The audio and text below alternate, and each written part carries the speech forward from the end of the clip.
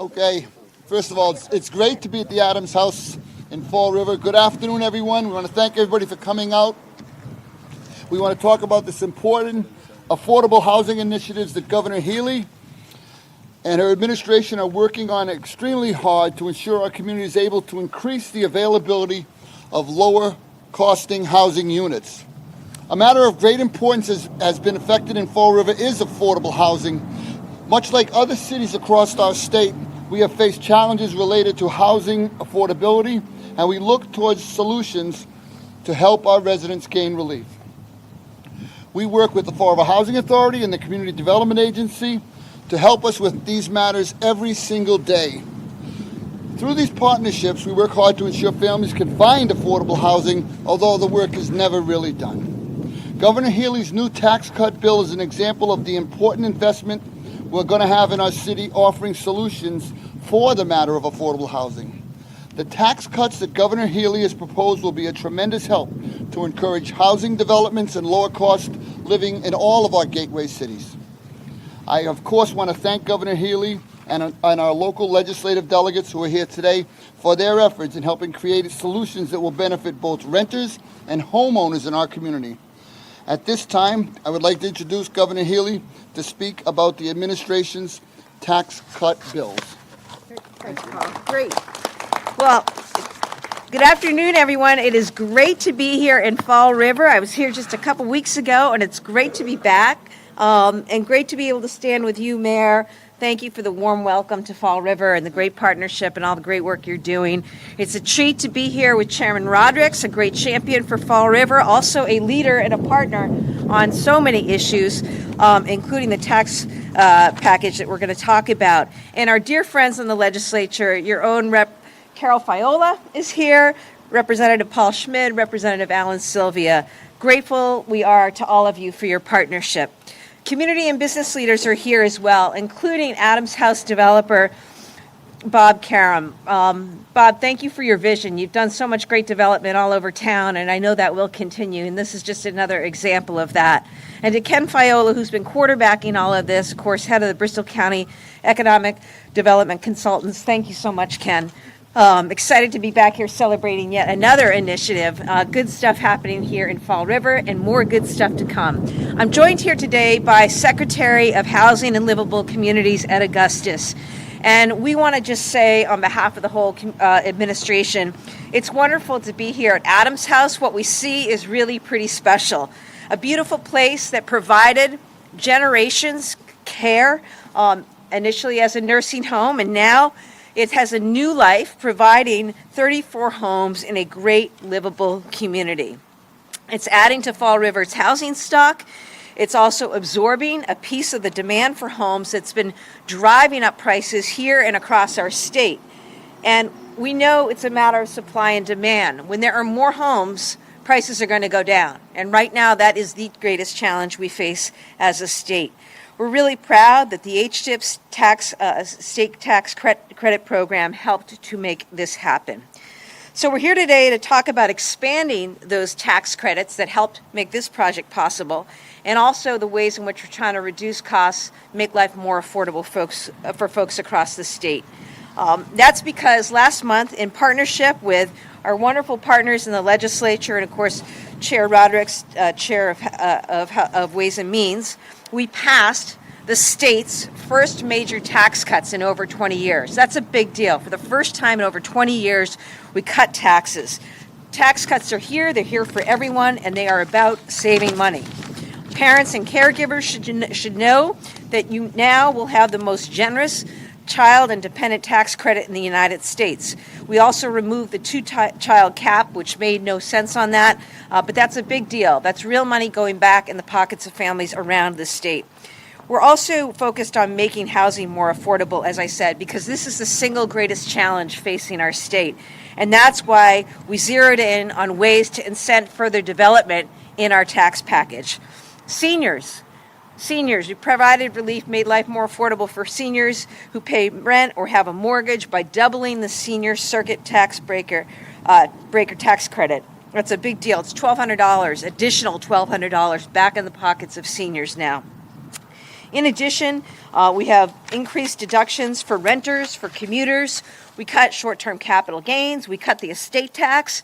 This has real consequences for folks, and we're really, really proud of it. And for our homeowners with septic systems, you should know the good news. We tripled the tax credit now available from $6,000 to $18,000, which we know is important for so many.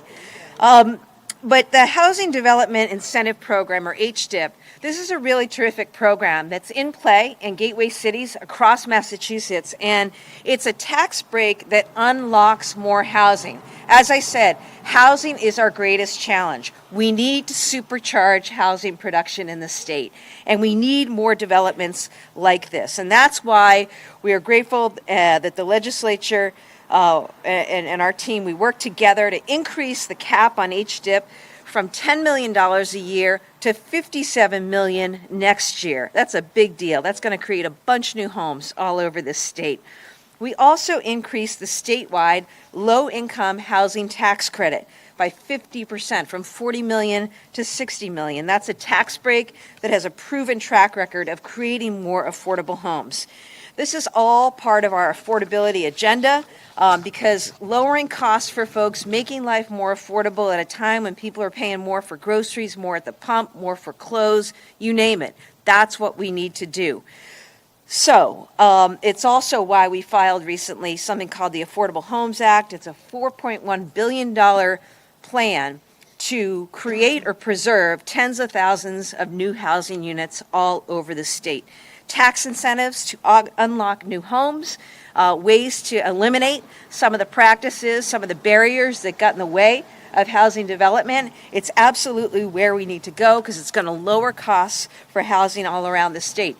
That is not only important for families who need access to housing. I don't care, if you're talking about access to affordable rental apartments or access to housing units or even the ability to downsize right now. It's really hard to find a place to move into. It's also a matter of our competitiveness, and we have talked a lot about this. Our team's focused on three things: making Massachusetts more affordable, more competitive, and more equitable.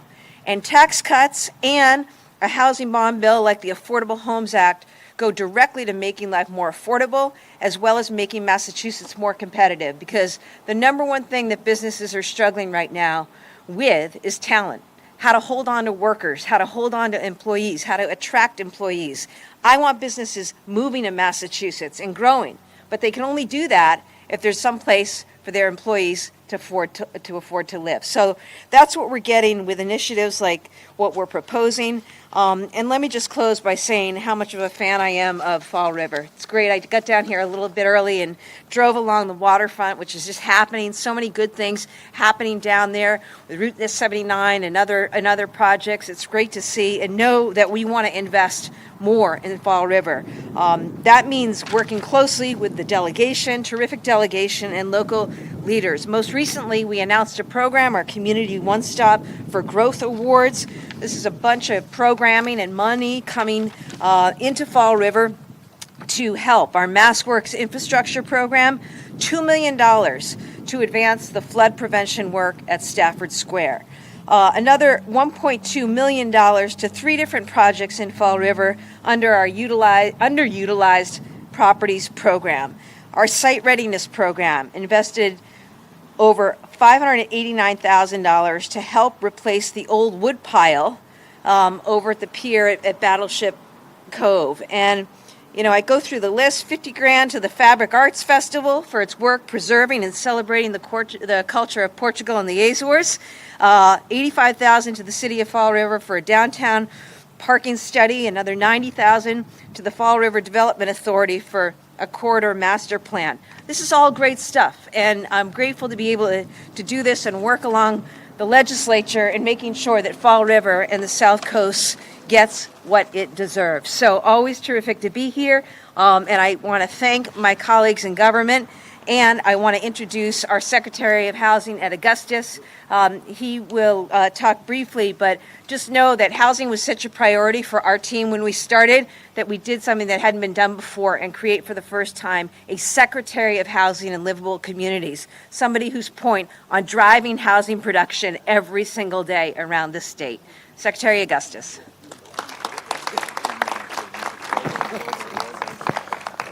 Thank you, Governor, and Mr. Mayor, members of the legislative delegation, thank you for having us, and thank you for being such great partners. Governor Healey and Lieutenant Governor Driscoll have set out a clear vision in motion to address one of our greatest challenges of our time. And I want to thank them for giving me the honor to serve in this role. The Executive Office of Housing and Livable Communities is 5 months old, and we've been tasked by the Governor and Lieutenant Governor to build more housing and build it faster, and we're doing just that. The historic $1 billion tax relief package the Governor signed into law last month includes an infusion of funding for two key programs which the Governor mentioned. The increase in the HDIP program, which I know Fall River has put to very good use in the past and is now significantly increased, which means more projects here in Fall River can move forward to build more housing at market rate in this gateway city, as well as the low-income tax credits that the Governor mentioned, which makes sure that there's an affordable option in developments here in Fall River and around the Commonwealth. As the former city manager of a gateway city, I understand how important housing is to growth. In Worcester, we needed both market rate housing and affordable housing to revitalize neighborhoods and provide people with safe, attractive, affordable places to live. Adding more housing not only keeps prices under control, it helps drive the local economy and puts more people in our downtowns and neighborhoods where they can support small businesses and dining. Even as we expand our stock of affordable housing, we know that market rates continue to be an essential part of using housing as a growth strategy in our gateway cities. Additionally, the tax bill, as I mentioned, has a huge increase in the low-income tax credit. But the Governor wanted more. And so the Affordable Homes Act that she introduced 2 weeks ago has $4.13 billion in proposed funding to supercharge all of the major tools that we use to incent housing production of all kinds. It also included 28 policy changes. It's the most significant housing legislation filed in Massachusetts since 40B 50 years ago. Coupled with the HDIP and the LIHTC, this bill will supercharge housing production and tackle systemic causes of the housing crisis. Right now, we have a 1.6% vacancy rate in Massachusetts. That means at this moment there are only 1.6% of the rental or for sale properties available across Massachusetts. That's the lowest of the 50 states. Everybody knows somebody who's tried to purchase a home and has not been successful after multiple times putting an offer in, or how difficult it is to find an apartment that's safe and affordable and of the right size for your family. That is the imperative that brings us to the Affordable Homes Act. And I would mention we've got some of our folks from public housing, and some of these folks here very much were involved in informing what we needed to include in this package as it relates to public housing. And this bill recommends a tripling of the capital investments to our public housing stock and making sure that we really make up for some of the deferred maintenance that exists in public housing across Massachusetts. With that, I have the honor to introduce somebody who needs no introduction to the folks here in Fall River, somebody I had the pleasure of serving in the legislature with, who's not only an effective and very talented legislator, but who's also a very good person. And he brings that heart to his work every day. The chairman of the Ways and Means Committee, Chairman Rodrigues.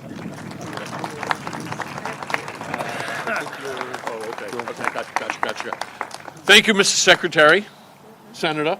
We've known each other for a long time. We've had the honor of working one another, and you know, it's I love to hear the governor say that she loves Fall River, and I want you to know that Fall River loves you, because it was through your leadership that we in the legislature, my colleagues, Representative Schmid, Viola, and Sylvia, an overwhelming majority of both the House and Senate passed, as the governor said, the first major tax cut in over 20 years. And actually, it was the largest tax cut in the history of the Commonwealth of Massachusetts. Over $1 billion. That is broad, that is comprehensive. It helps working families through providing the largest child care tax credit in the whole country. It helps our employers, it helps our families, it helps our communities, and it certainly helps providing resources to increase our housing stock, as the governor said and the secretary said, through so-called HDIP, through the low-income housing tax credit. Housing is the number one issue that we hear about every day as we talk to our constituents. It affects so much here in Massachusetts, and we need to build more housing, and we are providing the resources with this bill to do so. So I thank the governor for her leadership, for filing the legislation. I thank my colleagues for joining us and supporting this piece of legislation, and I look forward to hearing the sounds of skill saws and nail guns and construction going on in increasing and building more housing stock here in the Commonwealth of Massachusetts. I'd also like to thank my good friends Jim and Joan Smith. I just had a pre-tour. I know you're going to take some folks in your apartments. It's absolutely gorgeous. The views of Somerset are beautiful.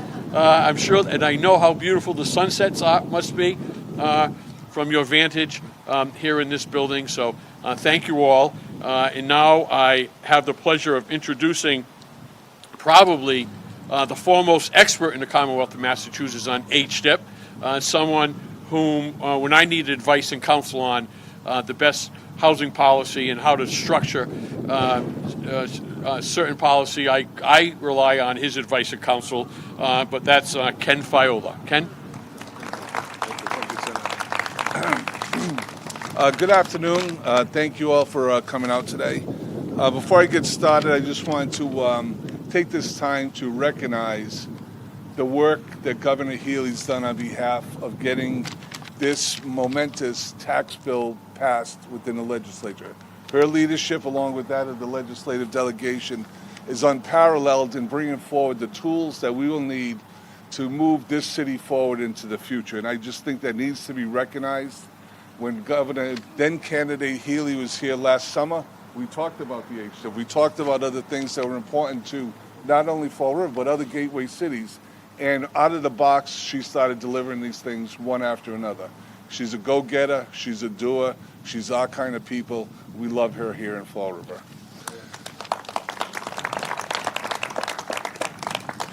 I'd also like to thank, Secretary Augustus, the legislative delegation, for their work and also passing this momentous tax cut package that will lead to more and divergent housing opportunities across the Commonwealth as well as the gateway cities. I'm here to speak to you about the HDIP component of this package, which is something we've been working on for a long, long time. As the governor has indicated, this HDIP program increases the annual program cap from $10 million to $57 million in FY23, right? That's a huge, huge increase, and it's going to meet the demand that's currently out there. Thereafter, the HDIP will be allocated $30 million annually. Again, a significant investment to meet the demand that's there. This, along with rental deductions, where previous renters were allowed to deduct half of their rent paid up to $3,000, this bill increases it to $4,000. This comprehensive package, I think, is probably one of the best pieces of legislation that I've ever seen emerge from Beacon Hill, and I've been working with Beacon Hill for a long, long period of time. With regard to the HDIP remains one of the most important economic development tools in Fall River as well as the gateway cities. To date, HDIP funding has been used to create more than 200 market rate units within the city. And I'd like to thank Bob Karam and Jim Wallace for their leadership and their vision to rehabilitate the Adams House here. As we all know, was a nursing home that fell into hard times and has fallen into disrepair.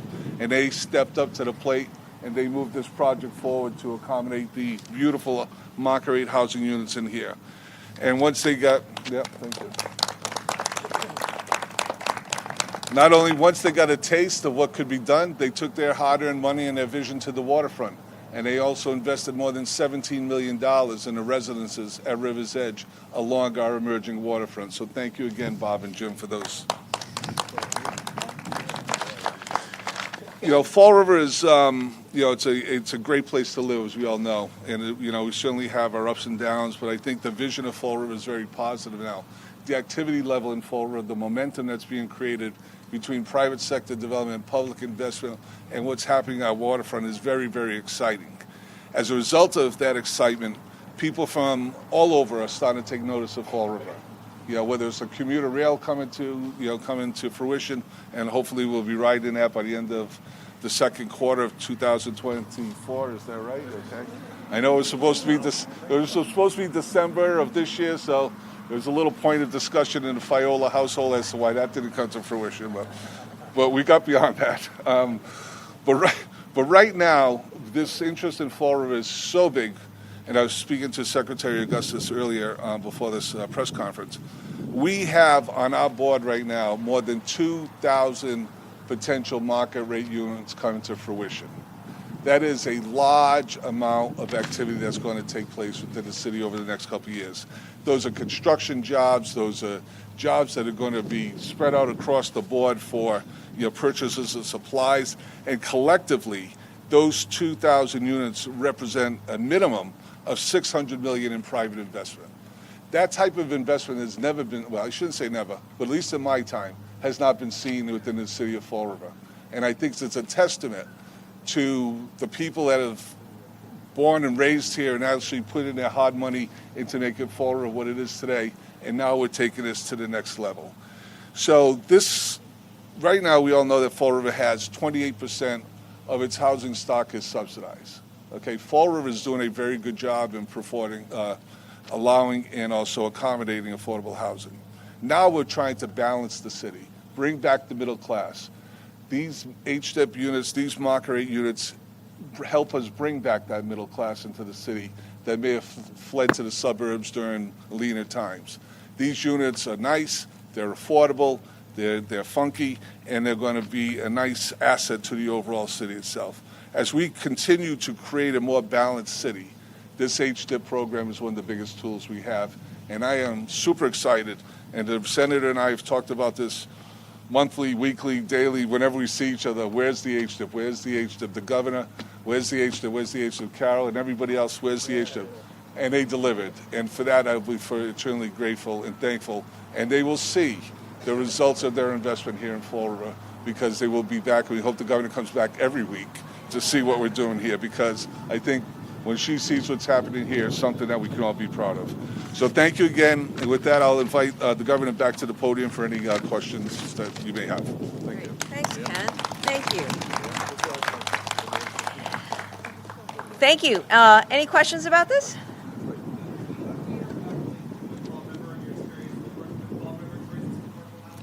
Oh, boy, my relationship with Fall River, it goes back a number of years, from the time I ran for Attorney General back in 2014 through experiences over the years. It's a wonderful, wonderful place, wonderful people, wonderful history, and in one of these places that should inspire people across Massachusetts. It's been a place that's, had to invent and reinvent itself over the years through a lot of challenging and changing times. A huge part of our cultural history as a state. On this issue, though, I know in particular, this is a community, as Ken said, there have been some communities that have not been as welcoming and have done things in terms of exclusionary zoning practices and creating certain frictions with respect to the construction of affordable housing. And I want to credit Fall River for the work that it has done in making more affordable housing available. I also want to credit Fall River, and one of the things that was so important with HDIP and some of the other things we did in this legislation was to just incent more housing development generally.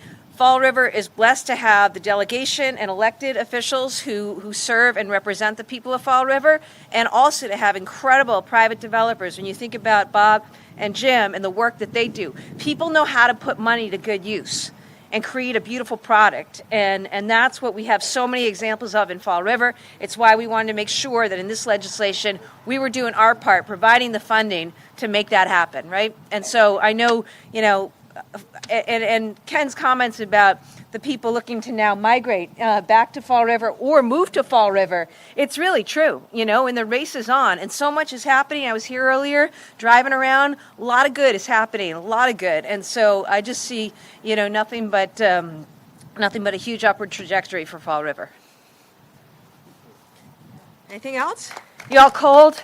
I know. The sun is setting. Well, if there's anything else, we're good, Valentina? Okay. Again, huge thanks to my colleagues in government for your service and partnership, to Secretary Augustus for his team, and for all of you who helped come out and make this possible. Thank you.